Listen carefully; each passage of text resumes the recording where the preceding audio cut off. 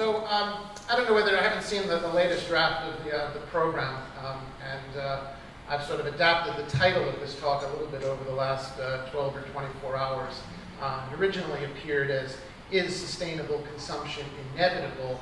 And I've had a last-minute epiphany of modifying that to "Is sustainable or at least less consumption inevitable?" So let me try to pick up on some of the strands that Helena put out a little bit earlier that I think most of us are probably aware of, at least on a peripheral level, that consumer society over the last 50 to 100 years has very much been a government-built creation. There is a mythology that exists about it, that consumer society has evolved out of market interactions and market relations, but the foundations, the pillars of a consumer society have very much been government built, and Helena pointed to that historical progression. What I'd like to kind of put out on the agenda for this morning is to ask the question as to whether we are seeing now the withering of American consumer society. And what I'm going to do here in the next 10 to 12 minutes is to point to some very large-scale macroeconomic indications that the foundations that enable people to consume and that facilitate large levels of energy and material throughput are beginning to erode. And that is sort of opening up windows and opening up possibilities for some kind of transitional prospect. So first of all, and those of you in the room who are planners and work on the municipal level are probably aware of the fact that the demographic profile on a national level in the United States is changing. That the United States is becoming an older country, an older population, and that if we project out to 2050, upwards of 20% of the American population will be 65 years and older. There have also been, over the last couple of decades, some very significant changes in what macroeconomists and marketers talk about as the rate of household formation, which is obviously very critical in the realm of a consumer society because it's the establishment of new households that serve very much as the drivers for the acquisition of large-scale consumer goods. So there's been a steady secular decline in the rate of household formation in the country over the last couple of decades. Quite interestingly, especially over the last couple of years, is that the rate of members of what we refer to as the millennial generation, people sort of roughly speaking between the ages of the early 20s and 35, the percentage of people in that age cohort that are heads of households is declining, and that the percentage of people in that age cohort living with their parents still because of economic uncertainties and circumstances is increasing. The rate of home ownership, and again, this is something that's probably front and center for those of you who work on municipal planning issues. The rate of home ownership is in deep decline. It peaked in the early 2000s at about almost 70%, and has been declining steadily since then. And we have some metropolitan areas that now are majority renter populations. So the housing market, the sort of archetypal consumer good, and the enabler of many other forms of consumption is in flux. The rate of home ownership among millennials is in deep decline, and the only group that we see an increase in home ownership occurring for are those that are 65 years and older. Just to sort of trace this out a little bit further, this issue of household formation, is that prior to the 2000s, most new homes, new households being formed were, that formation was done through home acquisition. And that since the mid-2000s, those homes that are being formed are being done now to a large degree on a rental occupancy basis. We also see large-scale changes in what macroeconomists refer to as the economic opportunity structure. And one of the ways in which that is being actualized is that the rate of labor force participation is in decline. So people are dropping out of wage employment. Part of that is a result of demographic transition, but other aspects of that are the result of changes in job availability. So the officially reported unemployment rate is an inexact and, in many respects, inaccurate portrayal of what is actually going on out in the wider world.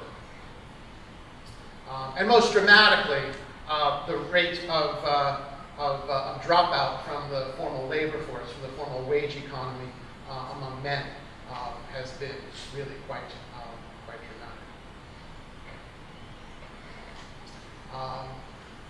We're also seeing a shift in magnitude in the ability of the American economy to generate GDP in the sort of the standard issue form. That going back to the 1960s, 3.5%, 4% rates of economic growth were considered to be sort of the standard target. Now the United States is quite fortunate if it can eke out 1.5% or 2% rates of growth. Median income in the United States peaked in 1999. It has been declining since then. And that the benefits of economic growth have been disproportionately accruing to those in the uppermost reaches of the income distribution.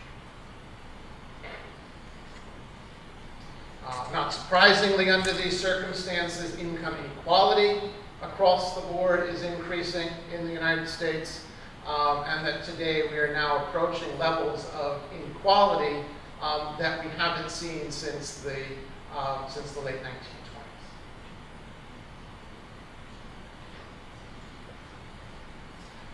And then probably most significant of all is the fact that the political consensus that existed, especially on the national level, across partisan distinctions, on the desirability of consumption-driven economic growth has collapsed. And it's collapsed most dramatically on the Republican side of the political divide, but it's really much more widespread than that as the center point of the Democratic Party has shifted further and further to the right over the years.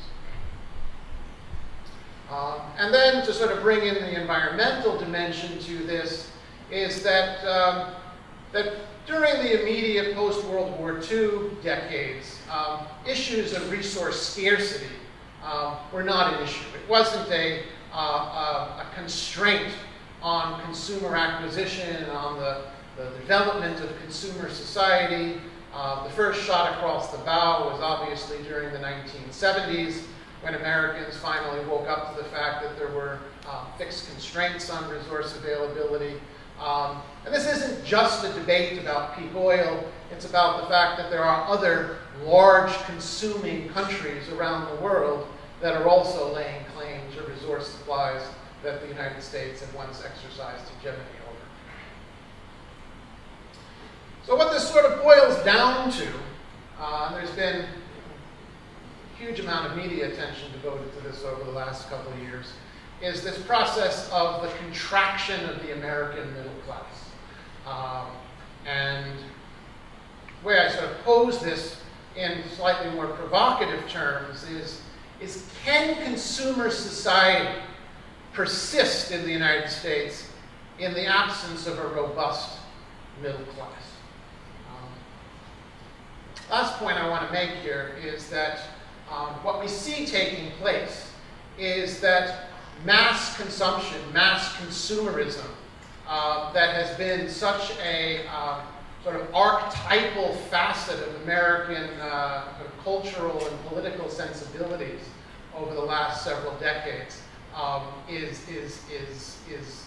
dissolving, is evolving away into something else.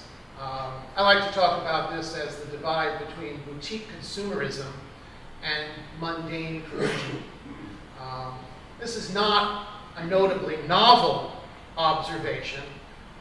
That the marketing world has begun to talk about this as the development of an hourglass society in the United States. That as the middle class gets squeezed further and further, a small number of folks in the former middle class are moving up socioeconomically, but the vast majority of people are falling into that bottom reservoir of the hourglass. And in fact, Procter & Gamble, one of the world's largest consumer products companies, has operationalized this idea of the hourglass society or the hourglass theory, where they're actively taking classic middle market products and either moving them in terms of their marketing position to the upper reservoir of the hourglass, or more readily, moving them to the bottom portion of that of the hourglass, what euphemistically gets referred to as the value consumers in the market.